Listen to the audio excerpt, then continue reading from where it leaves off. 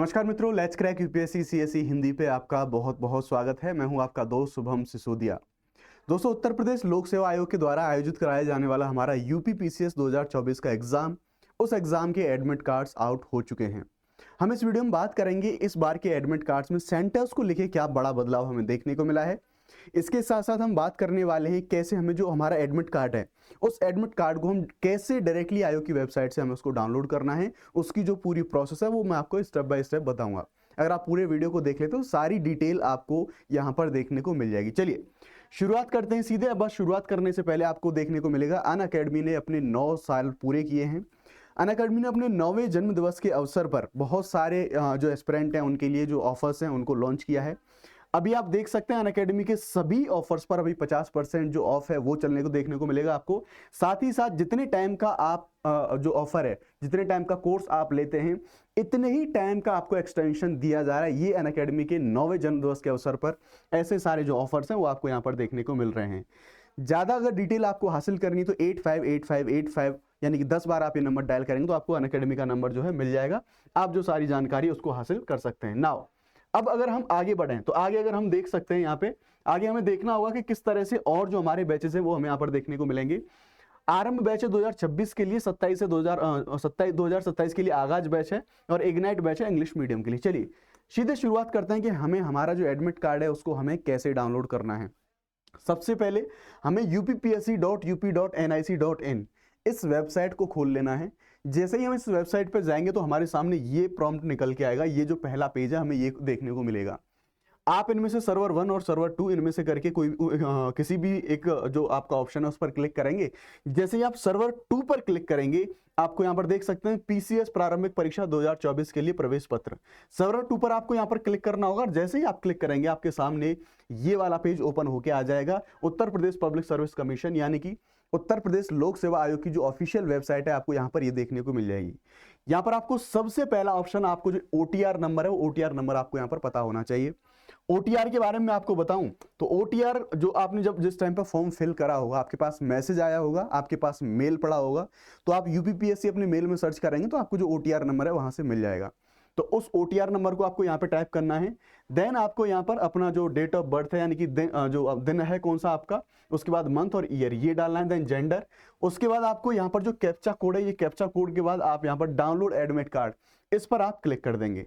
जैसे ही आप इस पर क्लिक करेंगे आपके सामने आपका जो एडमिट कार्ड है ये आपके सामने निकल के आ जाएगा। यहाँ पर देख सकते हैं जिस तरह से ये डाउनलोड होगा तो आप यहाँ से प्रिंट एडमिट कार्ड कर सकते हैं। अब ज्यादातर लोग कंफ्यूज हो जाते हैं कौन से टाइम पे रिपोर्टिंग टाइम कौन सा है, आपको जाना कैसे। तो देखो मैं सेंटर्स के बारे में यहाँ पर जो कुछ डिटेल दी गई है उनके बारे में बता देता हूँ। उससे पहले मैं आपको यहाँ पर कुछ सेंटर्स के रिगार्डिंग कुछ डिटेल देना चाहूंगा। तो दोस्तों इस बार जैसा यूपीपीएस ने पहले जैसे हमारे एग्जाम्स जो लीक हुए थे उसके बाद जब आरओ के एग्जाम में ऐसी सारी प्रॉब्लम हमें देखने को मिली, तो उसके बाद जो आयोग है उसके द्वारा ये क्लैरिफाई करा गया कि होम डिस्ट्रिक्ट में आपको सेंटर नहीं मिलेंगे। इवन खतरनाक बात ये थी कि हम ये भी बात जो कर रहे थे कि आपको मंडल में भी अपने में जो है सेंटर नहीं मिलेंगे। लेकिन अगर आपके मंडल के अगर आपके जिले के आसपास कोई ऐसा जिला है जहां पर आपका मंडल नहीं आता है तो प्रोबेबली ऐसा ही हो रहा है। यानी कि कोशिश ये हो रही है कि ज्यादातर जो लोग हैं उनको सेंटर अपने जो पड़ोसी जिले हैं उनके आसपास में आपको देखने को मिले हैं। तो यहाँ पर देखेंगे एक मेरे पास जो एडमिट कार्ड है, यहाँ पर अलीगढ़ का एडमिट कार्ड है यानी कि अलीगढ़ में सेंटर पड़ा हुआ है यहाँ पर इसका। तो देखेंगे यहाँ पर आपको ये सारी डिटेल देखने को मिल जाएंगी। अब आपको जहाँ ध्यान देना है वो चीज़ क्या है, यानी कि आपको किस टाइम पे वहां पे पहुंचना है ये चीज़ देखेंगे। तो यहाँ पर थोड़ी सी चीज़ें आपको ध्यान से देखनी होंगी। यानी कि हमारा जो पेपर है, पहला पेपर जैसा हम जानते हैं जीएस पेपर 1 और 2 यानी कि दूसरा हमारा सीसेट का होता है। तो जो पहला पेपर है उसके लिए हमारी जो रिपोर्टिंग टाइम है मेरे दोस्त वो है 8 बजे। यानी कि 8 बजे आपको अपने सेंटर पर पहुंचना होगा। और ध्यान रखना गेट क्लोजिंग टाइम है 8:45 पर, यानी कि 8:45 के बाद कोई भी किसी प्रकार की एंट्री जो आपका सेंटर है उस सेंटर में आपको देखने को नहीं मिलेगी। तो ध्यान रखना 8:45 से पहले पहले आपको पहुंच जाना है। अब ये जरूरी इसलिए भी है क्योंकि जो आपके डिस्ट्रिक्ट है वहां तो सेंटर है नहीं कि पहले की तरह आप आसानी से पहुंच जाओ। आपको दूसरे डिस्ट्रिक्ट में जाना होगा तो या तो आप एक दिन पहले पहुंचे वहां पर, अगर उसी दिन जाएं तो आप सुबह जल्दी पहुंच जाएं ताकि आप जो रिपोर्टिंग टाइम दिया गया है उस टाइम पर पहुंच जाएं। तो एग्जामिनेशन हमारा स्टार्ट होगा 9:30 से लेके हमारा ये 11:30 तक हमारा एग्जाम चलेगा।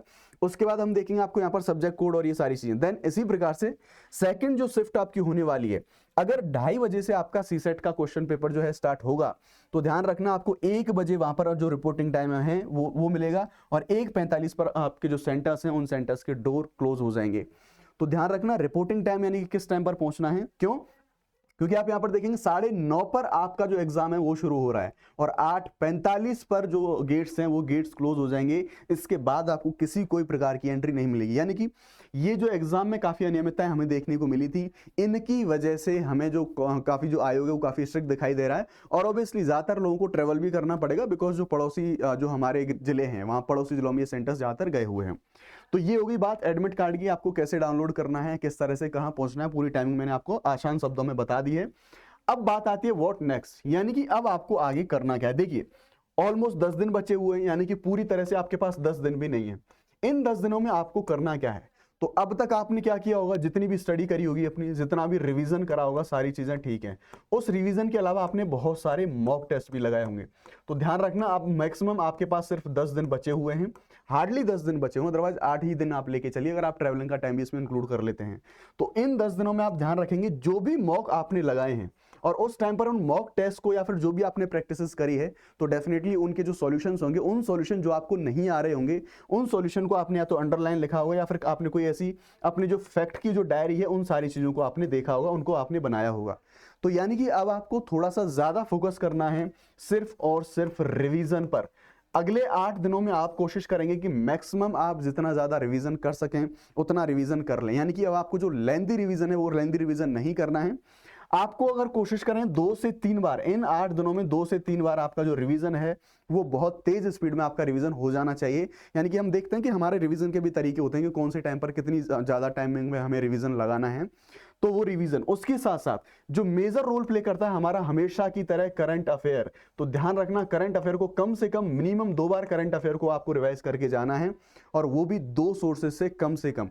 तो ये सारी चीजें आपको फॉलो करनी है। इसके साथ साथ जीएस का हो गया, सी सेट का, सी सेट को बिल्कुल भी हल्के में नहीं लेना है एटलीस्ट। क्यों? क्योंकि बहुत सारे लोग सी सेट को हल्के में ले लेते हैं और उनका सी सेट तक क्वालिफाई नहीं हो पाता। अगर आप बहुत ज्यादा कुछ ना कर पाओ तो कम से कम पिछले 5 साल के जो आपके क्वेश्चन पेपर हैं उन क्वेश्चन पेपर को आप लगा जाना, उनको प्रैक्टिस कर जाना। आपको आइडिया हो जाएगा कि किस तरह से क्वेश्चन पेपर आने वाला है, आप उसको किस तरह से जो है क्वालिफाई करने वाले हैं। करंट अफेयर के साथ साथ में आपको कुछ ऐसे जो फैक्ट होंगे, मेजर फैक्ट, जिनके बारे में आपको बताऊं, जो मेजर पोर्शन होंगे, जैसे आपका बजट हो गया। अब अगर मैं आपको देखो बजट के बारे में बात कर रहा हूं, जैसे बजट के बारे में आपको बात कर रहा हूं, तो बजट आपको नेशनल भी आपका एकदम अच्छे से सारे डेटा फैक्ट हैं वो याद होने चाहिए। इसके साथ साथ स्टेट यानी कि हमारा जो यूपी का बजट है वो भी हमें पता होना चाहिए। इन सेम वे आपको इकोनॉमिक सर्वे उसको भी तैयार करना है। इवन आपको ये भी ध्यान रखना है कि ग्रोथ रेट है वो कितनी बड़ी है, ठीक है, जीएसडीपी में किस किस का कितना ज्यादा योगदान है, ठीक है, कौन से प्राइमरी सेक्टर का कितना है, सेकेंडरी का कितना है, टर्सरी का कितना है, और इन सेक्टर में ग्रोथ भी कितनी हुई है। इवन इतना ज्यादा जो माइक्रो डेटा है वो भी हमसे पूछा जाता है। मेजर स्कीम्स है, यानी कि अब जो हमारे पास 8 दिन का टाइम बचा है इसको हमें मैक्सिमम यूटिलाइज करना है सिर्फ और सिर्फ रिवीजन में। सिर्फ और सिर्फ हमारे जो फैक्ट हैं सारे, जो हमारे सब्जेक्ट के जो ऐसे मेजर फैक्ट शीट होती है हमारी, अगर आपने कोई ऐसी डायरी बनाई होगी या फिर आपके सामने कुछ कोई भी आपका ऐसा मटेरियल जो होगा, अब तक एटलीस्ट आपने कुछ तो बनाया होगा, तो उन चीजों को। और हाँ, एक चीज मैं आपसे जरूर बोलना चाहूंगा, यूपीपीएससीएस के एग्जाम में आपके में काफी सारे क्वेश्चंस रिपीट होते हैं। तो एक बात ध्यान रखना, ये मत कहना कि 8 दिन बचे हुए हैं अब पीवाईक्यूज को क्या लगाऊंगा। एटलीस्ट 1 या 2 बार पिछले 8 साल के पीवाईक्यूज को आप जरूर देख जाना, डेफिनेटली आपको बहुत बड़े स्तर पर मदद मिलेगी। और हाँ, जैसा हमेशा होता है कि जो मेजर पोर्शन है जहां से क्वेश्चन हमारे ज्यादा आते हैं, इंक्लूडिंग करंट अफेयर, उनको आपको इस टाइम पर थोड़ा ज्यादा फोकस करना है। तो यह है पूरा मामला कि किस तरह से आपको यूपीपीसीएस के एग्जाम में जाना है। रही बात एग्जाम में जाने की, तो सीधी सी बात है, आपको टाइम पर वहां पर पहुंचनी है, सारी चीजें वो देखनी है, और आपको स्टेबिलिटी के साथ अपने दिमाग को थोड़ा सा स्थिर रखने के बाद शांतिपूर्ण तरीके से, बिकॉज देखिए ये जो 8 दिन का टाइम है इसमें सिर्फ और सिर्फ आपको रिवीजन करना है। जितनी आपकी पढ़ाई होनी थी वो पढ़ाई आप पूरी तरह से कर चुके हो, अब बहुत ज्यादा कोई बड़ा बदलाव नहीं हो सकता। हाँ, रिवीजन करके आप अपने जो हथियार आपने बनाए हैं उन पर आपको एक तेज धार लगानी होगी इस कंपटीशन में लड़ने के लिए।